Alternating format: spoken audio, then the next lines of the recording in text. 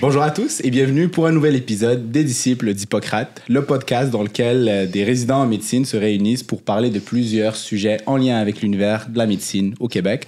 Aujourd'hui, il y a juste moi et Alain. Oui. Olivier est pas mal occupé avec son collège, fait qu'on lui a dit, écoute, laisse-nous cette période-ci, concentre-toi sur tes examens. Par contre, on l'a remplacé par... c'est pas Olivier. Non.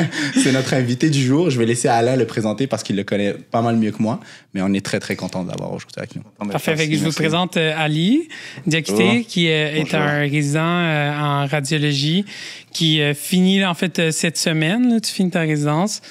Fait qu'après ce long parcours, il paraît que ça finit un jour. Ça finit un jour, ben, j'y crois. Je pense encore des rumeurs là jusqu'à temps que je finisse pour vrai. Ouais, c'est ça. Donc, on pourrait juste commencer juste par, de base, ton parcours. Qu'est-ce qui t'a amené justement en radio? Qu'est-ce que tu as fait en fait avant médecine? Qui est Ali? Qui suis-je? Parfait. Donc, je suis Ali, je vais le dire encore une fois. Donc, pour mon parcours, si on parle côté académique, cursus scolaire, c'était quelque chose d'assez linéaire. Donc, j'ai eu le parcours un peu typique, sans interruption, d'un point de vue des étapes à franchir. Mais dans mon parcours, j'ai fait des choses que c'est pas tout le monde qui font nécessairement. Mais, puis, fait que par linéaire, tu veux dire, tu as été au cégep directement? Oui. Donc, après l'école secondaire, je suis allé au cégep. Je suis allé au cégep Édouard Montpetit sur la Rive-Sud à Longueuil. En sciences naturelles. En sciences de la nature, profil santé. Donc, c'est un parcours qui se faisait en 2 ans. Donc, tu l'as complété en 2 ans. Je l'ai complété en 2 ans. Tu as clenché ça. Je pense que c'est le même parcours, en fait, que Taïk et moi. Nous, on a été au cégep direct aussi. Oui, donc c'est ça que j'ai fait. Donc, après le cégep, je me suis dirigé vers les études médicales pour le doctorat en médecine. Est-ce que c'est quelque chose que tu voulais faire depuis le début ou... Non. En fait...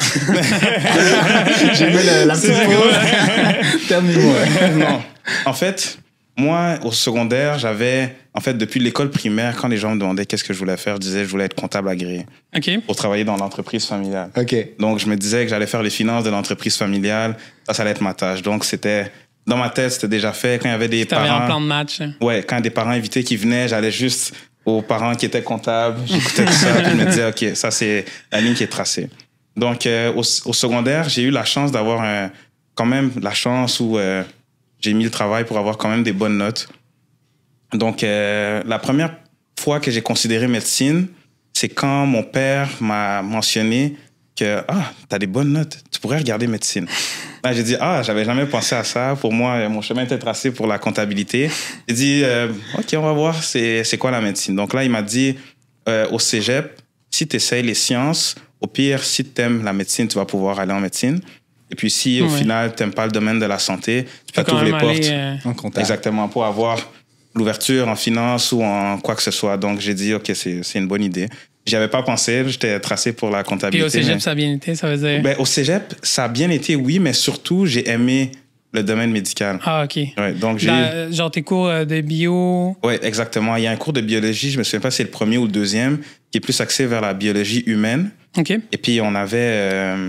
une enseignante qui abordait quand même des problèmes médicaux au travers de l'étude de la biologie humaine. Et puis, ce côté-là m'a vraiment interpellé. Puis, je me suis dit, c'est vraiment quelque chose que je pourrais faire plus tard. Donc, j'ai dit, OK, on garde en tête cette idée de médecine. On va faire des applications pour le domaine médical. Puis, on verra au pire, plan B, C, on va voir pour la finance. Notre sponsor pour cet épisode est nul autre que Frédéric Anna Immobilier.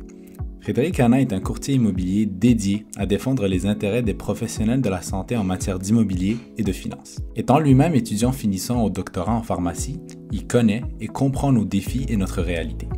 Que vous souhaitiez vendre, acheter ou louer une propriété, Frédéric Anna Immobilier est la ressource qu'il vous faut. Il offre un service exemplaire, personnalisé et éthique, ce qui rendra votre expérience en immobilier des plus agréables. Allez consulter sa page Instagram sur laquelle vous trouverez du contenu informatif qui pourrait vous faire économiser beaucoup d'argent. Vous trouvez les informations dans la description. Puis, de ce que je comprends, tu es allé à Sherbrooke aussi. Oui. Nous, on était au campus Chicoutimi. C'est ça. On a fait notre médecine aussi à Sherbrooke. OK, ouais. J'ai choisi Sherbrooke, justement, pour... J'ai eu la chance d'avoir le choix. Puis, je voulais un peu m'éloigner pour les études médicales. OK. Parce qu'au cégep, ça demande du travail, certes, mais c'est pas autant de travail que la médecine. Et puis, déjà au cégep, les membres de ma famille autour disaient « Ah, t'es pas là pour telle chose, t'es pas là pour telle chose. » Tout le temps en train la pression de la famille de... Ouais. Donc, de voir la transition de juste un étudiant au secondaire à grinder sa vie, là. Ouais, c'est différent. Donc, je me disais, déjà, j'étudie pas beaucoup. Puis on trouve que je suis pas là. Je dis, je vais m'exiler comme ça. Je vais pouvoir étudier autant que je veux. Puis je viendrai faire des petits coucous la fin de semaine. Puis le programme était 4 ans. Donc, c'est quelque chose qui me plaisait aussi. De raccourcir un peu mon parcours. Pas avoir l'après-midi à faire. Pas avoir l'après-midi à faire. Et aussi, le mode d'enseignement, l'APP, c'est quelque chose qui m'a... Qui m'intéressait. Toi, est-ce que quand tu avais fait MED, est-ce que tu avais le nouveau programme? Ou, non, c'était juste avant. 2 ans au-dessus. OK. Ouais. OK. Nous, c'est vrai, nous, c'était juste l'année avant nous. Ouais. Non, on était 2 ans au-dessus. Mais je pense que la méthode APP était vraiment intégrée quand même dans l'ancien programme. Mais il se suivait beaucoup plus dans les cours. Le même prof suivait les étudiants beaucoup plus longtemps, là, je pense. Oui, par section. Donc, on abordait un peu plus par chapitre que par symptomatologie, je crois. Le classique par système. Oui, par système. OK. Cool. Fait que là, tu fais ta médecine à Sherbrooke et là, tu décides de rentrer en radio. Tu décides d'aller à Montréal? Oui. Ou tu voulais-tu comme un peu explorer aussi la grande ville? Non, j'ai toujours été de la Rive-Sud. OK. Donc, à la base, mon naturel, c'est d'être dans le coin de Montréal. Mais surtout sur la Rive-Sud. Mais une fois avoir complété ma médecine, je voulais... Là, j'avais assez travaillé à distance. Là, je voulais revenir proche. Gotta go back. Et revenir proche de la famille, proche des restaurants que j'aime. Il n'y a pas de centrale. Comment ça, il n'y a pas de restaurant à Sherbrooke? Non, il y a des restos, mais le campus de la santé, il est un peu éloigné des bons restos. Ça me fait tellement rire parce que, comme en étant exilé aussi à Chicoutimi, par choix, mais quand même exilé à Chicoutimi... tu sais, quand on est arrivé, il n'y avait pas de Starbucks. Puis là, maintenant, il y en a un. Ouais, c'est ça. Ou je pense même 2, là, s'il y en a un centre-ville aussi. Puis, tu sais, des petites affaires comme ça. On les a vus venir, là. Ouais, exact. Ça a l'air d'une banlieue. Puis là, ça manque quand même un petit peu les habitudes qu'on a, genre, proche de la maison. Ouais, proche de la maison, proche de la famille. Même quand j'étais à Sherbrooke, je revenais souvent chaque fin de semaine ou presque chaque fin de semaine. Je faisais l'effort de revenir, mais je voulais revenir à Montréal. Et aussi le programme de radiologie que j'ai choisi, c'est un programme qui était très fort à l'Université de Montréal, duquel je voulais faire partie. Et aussi, j'avais déjà en tête de commencer peut-être à avoir une famille, à m'établir. Puis ça, c'est quelque chose que je me voyais plus faire dans les environs de Montréal. Donc à ce moment-là, j'ai fait le choix de choisir ce programme-là. Puis c'est ça qui m'a amené à Montréal. Puis radio. Parfait. Pourquoi radio? Pourquoi radio? Ça, c'est loin de la compta, là. C'est loin de la comptabilité. Je vais pas essayer de créer un faux lien entre la radio et la comptabilité. Mais moi, ce qui m'a intéressé en médecine, c'est le côté vaste. Donc, j'ai eu certains moments dans mon parcours où je me suis demandé est-ce que ça allait être de la radiologie, est-ce que ça allait être de la médecine familiale, est-ce que ça allait être de la médecine interne. Médecine interne générale, dans ce temps-là. Médecine interne générale. Il y a eu des petits moments où j'ai pensé à autre chose, mais ça a vraiment été des épisodes plus brefs. Mais j'ai toujours voulu faire quelque chose où on touchait un peu à tout. Oui, mais en tout cas, on est à bonne place à radio. Là, on est vraiment en communication avec tout le monde. Oui, donc c'est ce côté-là qui m'a interpellé au début. Chaque fois que j'avais des interactions avec les radiologistes, que ce soit dans les cours qu'on avait, les cours d'anatomie, ou dans le milieu hospitalier, quand on prenait le temps d'aller dans le bureau du radiologiste pour avoir son opinion, j'étais impressionné juste par comment il parle. Je comprenais rien de ce qu'il disait, mais ça m'impressionnait. On passait d'une section à l'autre, mais ils avaient quand même une idée du sujet. Donc, moi, je voulais être quelqu'un qui a des connaissances vastes dans le domaine médical. Donc, c'est une des raisons qui m'a fait choisir la radiologie. Parfait, OK. Mais en fait, puis tout le côté patient, tout ça, est-ce que parce que ça, c'est un des points qui revient souvent quand on dit qu'on est en radio. C'est comme, mais là, tu voulais pas voir des patients, est-ce que ça te manque? Ou Le contact patient, mais les gens, souvent, ils savent pas la quantité de contact patient qu'on a dans une journée en radiologie. Mais au-delà du contact patient, le contact humain, c'est quelque chose, oui, qui est important pour moi. Et c'est quelque chose, j'avais pas une aversion envers le contact humain ou quoi que ce soit, même que j'aimais bien avoir un contact humain, un contact avec les patients. Mais j'avais aussi conscience du fait qu'il est possible d'avoir des relations dans la vie de tous les jours ou des contacts avec des personnes aussi qui sont pas des patients, mais qui sont tout autant valorisants dans une journée. On a des contacts avec les collègues, on a des contacts avec les autres cliniciens, l'équipe de technologues, les équipes de support. C'est tous des contacts dans une journée qui peuvent être positifs et puis qui m'amènent la satisfaction.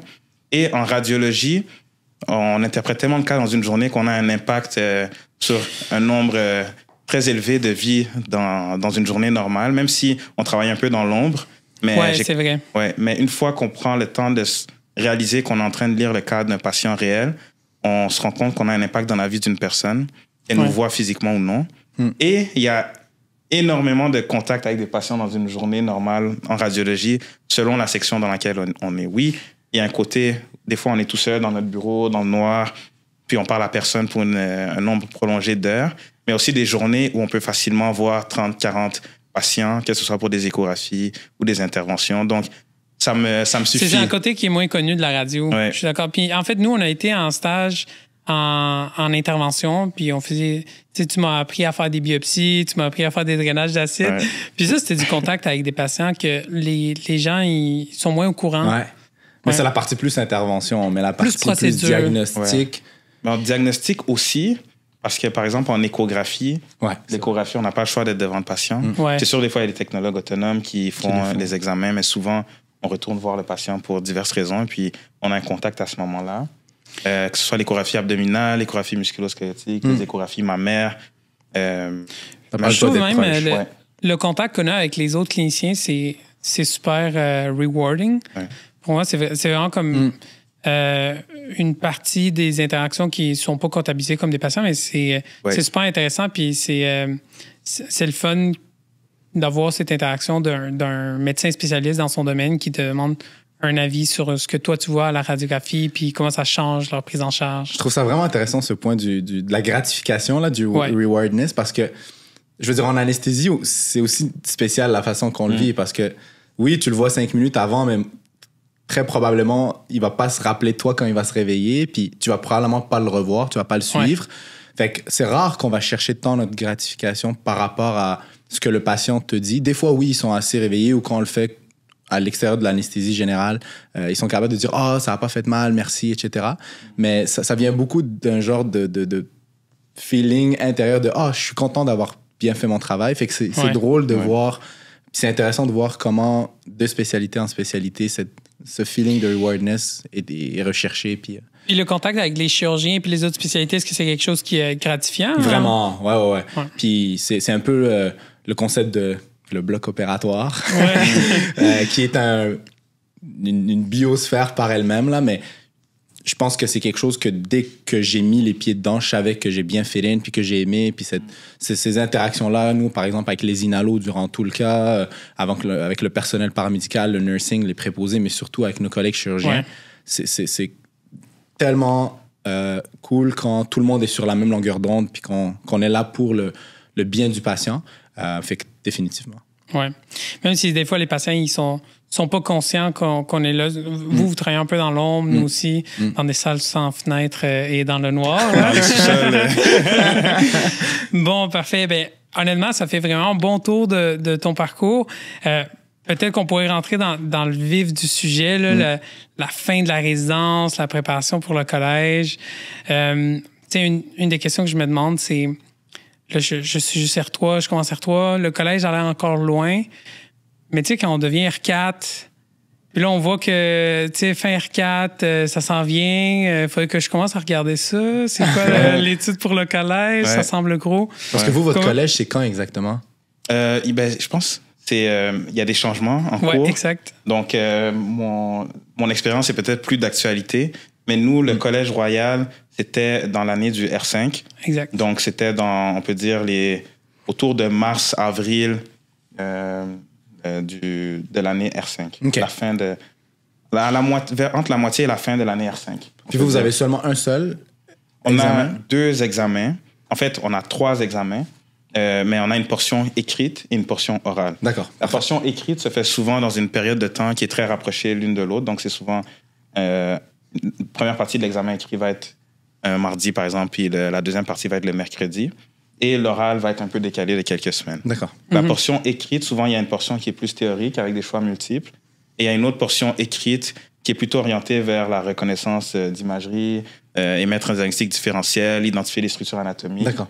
Où c'est un peu plus différent de la portion juste à choix multiples. Mais ça rentre dans la portion écrite. Gotcha. La portion orale, ensuite, c'est un peu l'évaluation du travail de tous les jours du radiologiste qui agit à titre de clinicien dans un milieu. Donc, on va te présenter des cas, et tu vas discuter, tu vas présenter, puis on va te poser des questions de 2e, 3e ordre sur les cas qu'on les coins de présente. page, diagnostic différentiel poussé. Exactement. Donc, c'est un examen qui dit, je crois, niveau intermédiaire avancé. Donc, c'est pas un examen nécessairement débutant. Donc, c'est justement du deuxième niveau qu'un spécialiste, un consultant doit avoir. Donc, ça évalue plus cette portion-là. Et ça fait le tour des évaluations qu'on a au niveau du Collège Royal. Pour le reste, c'est plutôt intra-universitaire ou départemental, un peu dans la vie de tous les jours. On a d'autres examens. Mais qui nous prépare, dans le fond. Les autres examens, c'est pour la préparation ou ça rentre dans le programme de résidence pour graduer? Je pense un peu des deux, honnêtement. OK. Un peu des deux. C'est sûr que c'est pas tout ce qu'on fait dans l'intra-universitaire qui est nécessairement sanctionnel à réussite ou un échec. Mais c'est sûr que ça peut allumer des drapeaux, aider à identifier des manques ou aller chercher des choses supplémentaires pour la préparation à l'examen final. Oui, puis venir supporter, en fait, s'il y a des lacunes ou des choses qui peuvent améliorer. Ouais. Fait que, dans le fond, bon, il y a ça en mai. En mai. Tu as dit mars, peut-être, raison, pour là. le premier. Puis après ça, c'était comme c'était plus tard pour l'oral, je pense. J'ai effacé ça de ma mémoire. C'est fini. On a des traumatismes dans la vie, le cerveau et les efface. Parfait. Fait que là, tu vois, ça s'en vient comme, mettons, hiver de R5. Tu sais, quand est-ce que tu commences à te dire, OK, là, je commence mon étude pour vrai ou commencer à préparer ou... Tu sais, qu'est-ce que les seniors, ils disent? C'est quoi la dynamique? Je dirais qu'il y a l'étude formelle du Collège Royal qui est spécifique au Collège Royal, mais toute la résidence, c'est un peu une préparation au Collège Royal. Ouais. Je me souviens, il y a presque... Je peux pas compter le nombre de fois où pendant mon parcours, on dit ça, c'est important à étudier pour le Collège Royal. Depuis R1, R2, R3, R4, R5. Ouais, de temps en temps, on se le faisait. La seule chose qui change, c'est le sérieux que tu accordes à ce conseil. Ce jour-là. C'est ça. Tu dis, ça, c'est un sujet complexe. Je le lirai plus tard pour le Collège Royal.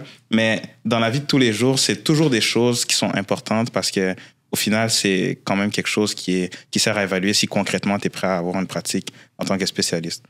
Mais je dirais que le sérieux de l'étude pour le Collège Royal, on commence à y penser sérieusement à la fin du R4. Et puis, dès que tu tombes R5, je pense que c'est là où le sérieux est encore plus grand.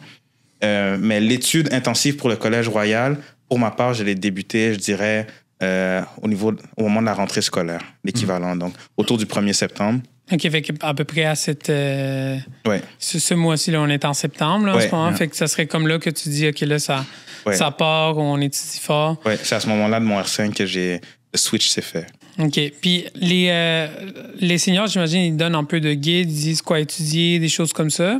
Oui, c'est sûr qu'on nous oriente un peu à savoir, OK, focus sur telle ou telle chose, priorise telle ou telle référence. OK, cool. Oui.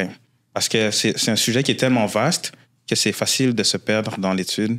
C'est une étude qui est sans fin. Ouais. On ne peut pas dire à quelqu'un étudie la radiologie qui se fait partout dans le monde et dans toutes les générations. Oui, et qui t'a pris 4 ans à acquérir. Ouais. Là, ça s'acquiert Puis, pas. est-ce que tu trouves que ton programme de résidence ou ta formation durant la résidence t'a amené à un point où tu étais confortable à partir de ce moment-là, quand tu as commencé ton étude en septembre, pour te dire, OK, I take it from there, ou tu trouves que tu avais beaucoup de lacunes à combler?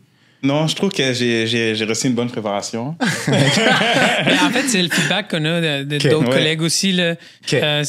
Je pense qu'on s'en est parlé, là, la résidence qui, des fois, peut être un petit peu plus challengeante, là, difficile ou chargée. Yeah. Mais tu sais, à la fin, quand on discutait avec toi, mais avec aussi tes collègues, là, ils disent qu'on est quand même bien préparé. Je trouve qu'on est très bien préparé pour les examens dans le programme que j'ai eu. Okay. Je suis très satisfait de ce côté-là. Mais c'est sûr, comme je disais, un peu tout dépend aussi du sérieux qu'on accorde aux recommandations, aux conseils. Donc, je dirais que dans toute ma résidence, j'ai toujours essayé de m'avancer d'un point de vue connaissance. Donc, c'est un travail que j'ai fait un peu de manière constante durant la résidence. En amont du collège. En amont. Donc, ça fait en sorte un peu qu'arrivé R5, je veux dire, il y avait une portion des connaissances. J'avais une bonne base pour débuter à partir de ce moment-là. D'accord. Mais ça, je pense que c'est la constance qui l'amène. Je pense que c'est très difficile de tout apprendre en les quelques mois avant l'examen sans l'oublier juste avant ou juste après. Donc. à la graduation des R5 là, qui avait lieu fin juin, là, quelque chose comme ça, je pense que tu as reçu un prix. Oui, exact. Je pense que c'était éthique de travail ou quelque chose comme ça. Est-ce que tu te rappelles exactement du terme? Je me rappelle, mais je ne peux pas le dire moi-même, sinon ça sonne... Mais non, mettons, je ne peux pas dire le prix que j'ai gagné, sinon essaye de t'en rappeler, Alain. Honnêtement, je ne sais pas c'est quoi le terme exact, mais je me rappelle c'était vraiment... C'était génie en herbe. Génie en herbe. C'était génie en herbe. Puis on avait dit lors de la présentation, c'était une genre de reconnaissance pour ton parcours, puis aussi le fait que tu avais une éthique de travail, d'étudier, puis de toujours avancer dans les connaissances, comme tu viens de dire. Comment est-ce qu'on développe ça à la résidence? Tu sais, il y a des mois qui sont plus difficiles pour étudier. Comment est-ce qu'on fait pour toujours avoir un petit peu de motivation pour lire l'article dans Radiographics ou d'aller chercher là, sur la pathologie qu'on a vue durant la journée? Je dirais que c'est une caractéristique un peu personnelle de ma propre personne où j'ai pas envie de pas être bon dans une chose. OK. J'ai pas envie qu'on me pose des questions puis je connaisse pas la réponse. C'est sûr, je sais que je vais pas savoir la réponse à tout. Mais si je connais pas la réponse à une question parce que c'est une question difficile, ça me dérange moins. Mais si je sais pertinemment que c'est quelque chose que je suis censé savoir et que je ne sais pas, je suis très dur sur moi-même. OK. Donc, moi, j'avais pas envie de... Quand je savais que je commençais un nouveau stage, je voulais pas arriver en connaissant complètement rien dans ce système, par exemple. Donc, j'aimais arriver quand même avec une petite base. Puis, dans la vie de tous les jours, je trouve que ça facilitait l'interprétation des cas. Tes journées sont plus faciles si tu as déjà une base et des connaissances dans ce que tu lis dans la journée versus toute la journée te poser 1000 questions sur les cas que tu vois. Donc, c'était pour faciliter mon travail. Et puis, c'est aussi une partie de moi qui a peur peut-être de l'échec, surtout de l'échec auto-infligé. Donc, autant que toi-même, tu ne sois pas satisfait de ta performance. Ouais, c'est de donner sa meilleure performance, j'imagine. Ouais. Donc, si j'ai mis tout ce que je pouvais mettre et puis que j'échoue, ben, je veux dire, j'ai fait tout ce que je pouvais. Mais je m'imaginais toujours à la fin je voulais jamais avoir le regret de j'aurais dû faire plus, j'aurais dû faire ci, j'ai manqué à mon devoir en ne faisant pas X, Y, Z. Puis, on en parlera tantôt, j'imagine, mais quand tu as une famille, tu n'as pas le choix à certains moments de prioriser, puis de mettre le travail quand tu as le temps de mettre le travail. Ce que je veux dire, c'est que, par exemple, j'ai 3 enfants. J'ai une conjointe, etc. On rentre dedans. Tu les as eus pendant ta résidence. Oui, les 3. C'est incroyable. Ouais, je me suis marié une semaine avant le début de la résidence. Wow. Et j'ai eu les 3 enfants durant la résidence. Et c'est sûr, j'ai pas fait ça tout seul. Ouais, effectivement. Donc, mais en fait, ta copine, je pense qu'elle est... Sa femme. Oui, sa femme. Mais ta femme, dans le fond, tu l'as connue avant médecine? Oui, non, pendant médecine, mais vers la fin de la médecine. Elle est en médecine aussi? Non, elle n'est pas en médecine. OK, d'accord. Puis, toi, les enfants, tu les as eus début de résidence ou fin de résidence? Éparpillés. Éparpillés. Un petit peu partout. Un petit peu au début, un petit peu à la fin. Début, milieu, fin, mais littéralement, c'est ça. Parce que le premier, ma première, je l'ai eu en R2, fin R1, R2. L'autre, la deuxième, je l'ai eu R3 peut-être. Puis le dernier, je l'ai eu durant l'année du Collège Royal. Donc, effectivement, cette année, c'est vrai. Wow. Donc, mon fils est né... Quand je disais que je commençais l'étude intensive en septembre, mon fils, lui, est né en novembre, le dernier du R5. Okay. Donc, puis quand tu as des enfants et une famille, tu veux être présent pour eux, naturellement. Oui. Donc, quand tu te réveilles avant que tout le monde se réveille dans la maison, tu te dis, OK, c'est le temps que j'ai pour faire ce que j'ai à faire, étudier, etc., avant que tout le monde se réveille, pour pas que ça m'empêche de passer du temps avec eux. Versus si j'étais tout seul, j'allais peut-être pas prendre le temps de faire ce genre de choses et puis procrastiner de façon une facile. certaine discipline, dans le fond, dans ta routine quotidienne. Oui, la procrastination est un peu plus difficile quand tu as des obligations. Oui, donc ça, c'est une des choses qui m'a aidé. Ouais. Puis c'est quoi que tu as trouvé le plus difficile dans ce challenge-là d'avoir parce que il y en a qui disent c'est impossible, je me vois pas devenir parent durant la résidence, mais clairement tu as été capable, puis ça a probablement nécessité des sacrifices puis de l'organisation. Ouais. C'est quoi que tu as trouvé le plus difficile dans cette étape-là? Je dirais que ça prend... Je réponds à la question un peu indirectement. D'accord. Ça prend un brin de courage Donc, beaucoup de courage et un brin de folie. Donc, je pense que je m'arrêtais pas souvent pour me demander qu'est-ce qui est difficile. D'accord. Honnêtement, qu'est-ce qui est difficile? Je peux dire, par exemple, une fois, j'étais de garde, par exemple, on fait souvent des gardes vendredi, dimanche. J'étais de garde vendredi, 24 heures.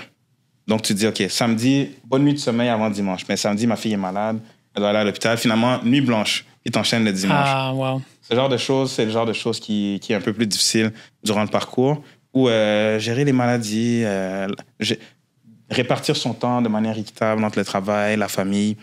Je pense que c'est un peu ça, les défis. Puis, je dirais que ce qui peut être difficile, c'est s'il n'y a pas une bonne cohésion ou de l'entraide entre les parents.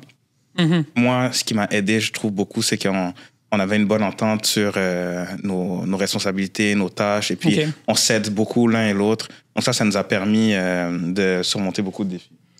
Puis aussi, j'imagine, être proche de ta famille, ça t'a aidé? Extrêmement. Extrêmement. Ouais. C'est sûr, on a de la famille proche, les deux. Puis même entre nous, il y a des fois où je suis rentré de garde, 4 heures du matin, mais je vois qu'il y a un peu de ménage à faire. Ma femme est enceinte, il y a les deux enfants, ils pleurent. Tu dis, OK, bon, même si tu es fatigué, tu n'as pas le choix. Tu dis, je vais faire quelque chose. Donc, c'est beaucoup de sacrifices d'un côté comme de l'autre. Wow. Je te regarde avec les yeux, genre des étincelles dans les yeux. Je suis comme, mais t'es incroyable. Impressionné. C'est gentil. C'est gentil, mais c'est le genre Puis de aussi, c'est un travail d'équipe. Fait que c'est Exactement. super important d'avoir comme un partenaire qui peut aussi aider là-dedans. Oui, vraiment. Mais félicitations pour ta belle famille. Merci, c'est gentil. Qui était là, effectivement, à la graduation qu'on a vue. Faut voir papa que c'est le génie en herbe.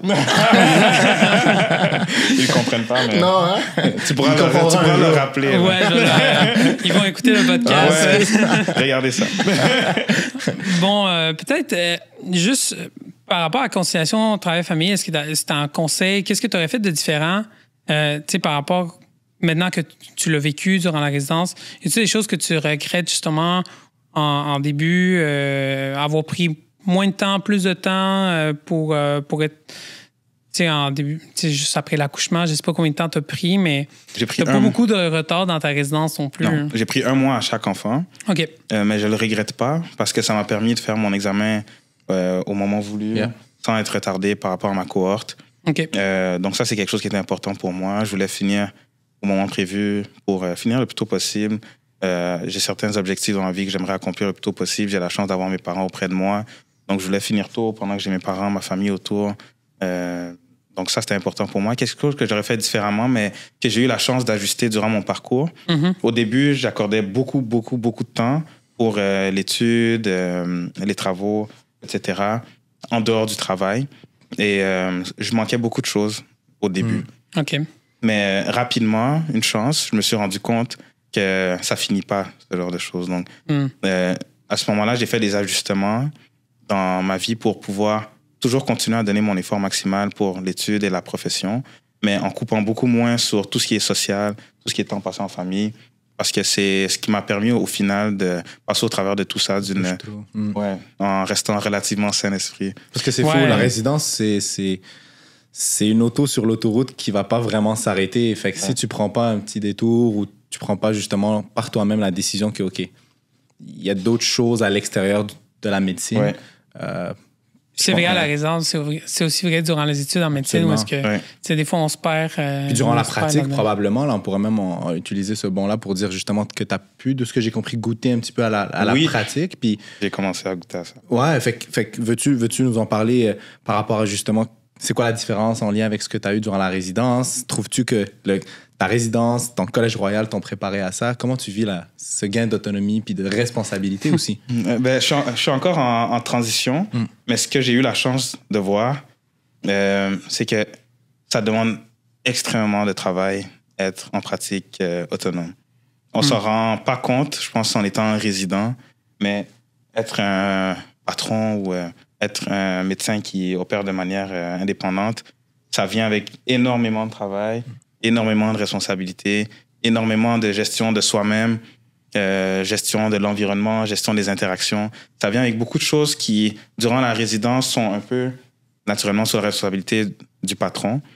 Mais une fois qu'on a la charge normale de connaissances, etc., mais qu'on rajoute tout le reste, on a un nouveau respect pour les gens qui ont terminé. Ouais, c'est une coche de plus qui s'additionne à juste être compétent dans la tâche. Ouais, Puis quand tu parles de ça, c'est par rapport à la gestion de temps, la gestion de... Oui, la gestion du temps et puis le débit qui augmente très rapidement. Une fois qu'on doit prendre toute la charge des examens dans une section, on se rend compte qu'il s'en fait énormément dans une journée. Le débit est très grand. Et puis, on doit trouver rapidement des moyens pour pouvoir réaliser ce travail-là. Puis Ali, moi, je trouve qu'une des portions que je pense qu'on est formé durant la résidence pour arriver là, mais c'est la partie aussi de responsabilité. Ouais. Durant la résidence, oui, vous devenez de plus en plus responsable de vos dictées, admettons, mais ça reste qu'il y a quand même toujours quelqu'un pour vous backer derrière vous. Il y a quelqu'un qui signe à la fin. Exact. Mais là, ce que tu dictes, it's on you. Ouais. Comment tu vis ça? Pour répondre à ta question, on fait les programmes, je pense, font leur possible pour te préparer le plus possible à cette réalité. Mais c'est le genre de choses où tu ne peux pas être préparé à le faire. Il faut que tu le fasses. D'accord. Une fois que tu le fais, c'est là le seul moyen de sentir que tu es la personne qui signe le rapport final et que toute la responsabilité te revient, c'est quand tu vas signer le rapport final et que toute la responsabilité va te revenir. D'accord. Parce que d'ici là, oui, on t'accorde plus de responsabilités quand tu deviens senior, mais tu le sais, ton subconscient sait que quelqu'un va quand même vérifier ce que tu fais. Oui, effectivement. Donc, comment je vis ça? Je suis conscient du fait que j'essaie de faire confiance au processus, me dire, OK, je suis prêt pour faire ça, j'ai passé mes examens, j'ai les connaissances qui vont avec. Et au final, j'y vais avec le meilleur de mes connaissances, de manière consciencieuse. Et je garde en tête le patient. Et de cette manière-là, je fais le meilleur que je peux. Et puis ensuite, on s'améliore au fur et à mesure. Mais il y a un effort aussi conscient que je fais de me dire, il faut que je profite au plus de personnes possible. Donc, il ne faut pas que je sois déraisonnable. Si je passe 30 minutes par radiographie, je ne pourrais pas lire les radiographies pour les patients. Donc, à un moment donné, il faut que je me dise, OK, fais-toi confiance, tu sais ce que tu fais, donne le meilleur de ce que tu as, et puis on passe au prochain. Il y a un patron qui m'a dit une fois, faut quand même en tant que patron, il faut rester humble. Ouais.